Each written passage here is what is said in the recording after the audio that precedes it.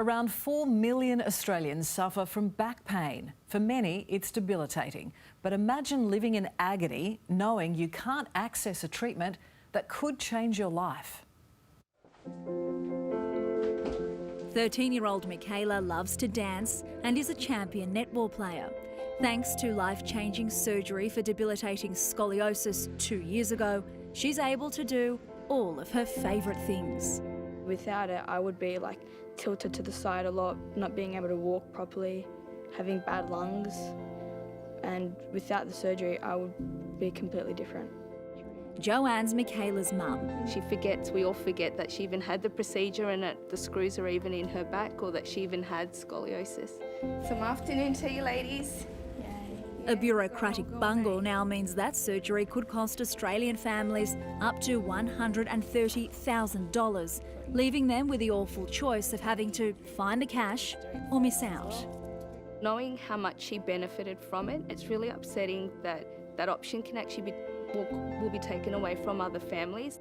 Scoliosis is a sideways curvature of the spine that most often is diagnosed in adolescents, particularly girls. About 1 in 15 Australian children are diagnosed with scoliosis, and approximately 10% will require medical intervention.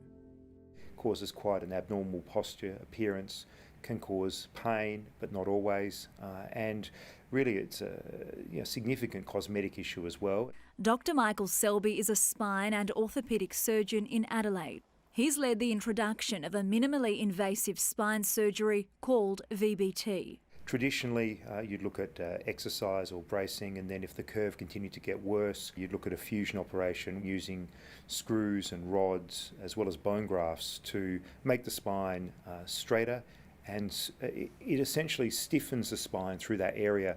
VBT, or vertebral body tethering, gives patients who are suitable another option. VBT essentially uses screws, but instead of using a metal rod, uses a flexible rope or tether to guide the growth of the spine. We're doing this surgery in teenagers. We need a result that's good for 30, 40, 50 years. In Australia, the implants used for VBT are TGA approved, which means they're safe for patients. Certain codes within the Medicare benefits schedule cover those implants, but the Medical Services Advisory Committee is pushing to exclude them. The recommendation is driven by money. VBT is mostly offered at private facilities, and MSAC's arguing not enough people require the surgery. Dr. Selby's pushing for VBT to remain available. If it is struck off the MBS by the Health Minister or excluded from the MBS item numbers, then patient costs will vary, but would be, I'd estimate, somewhere between $70,000 and $130,000 for this one procedure. Oh, you're a good boy.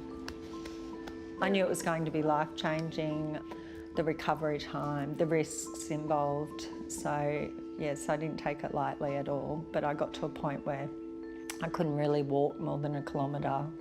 I couldn't do the grocery shop. I couldn't stand up and cook a full meal for my family. Kate had her spine fused last year. I had to learn to walk again. I still can't tie my shoelaces. It's very taxing. I'm 5 centimetres taller, so that's a bonus. I'm not in the same level of pain. However, yes, complete stiffness, fatigue.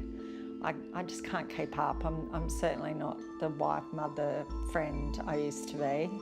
And like mother, like daughter, 11-year-old Addison also has scoliosis. Kate wants VBT to be available for Addison should she require surgery in the future.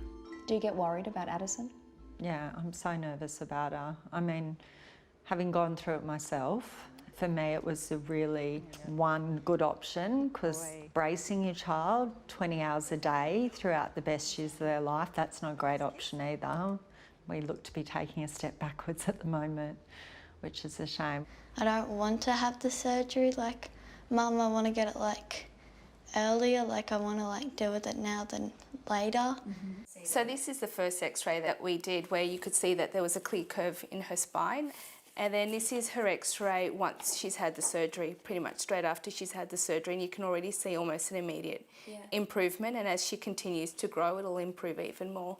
So how do you feel looking at these, Michaela? I immediately knew that it was making everything better for me. Michaela and Joanne are so passionate about the issue, they've started a petition.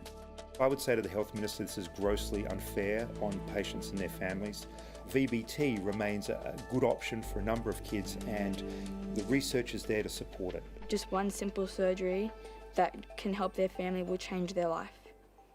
Yeah, it does seem cruel to deny access to a treatment that works for some, and you can find more information on our website.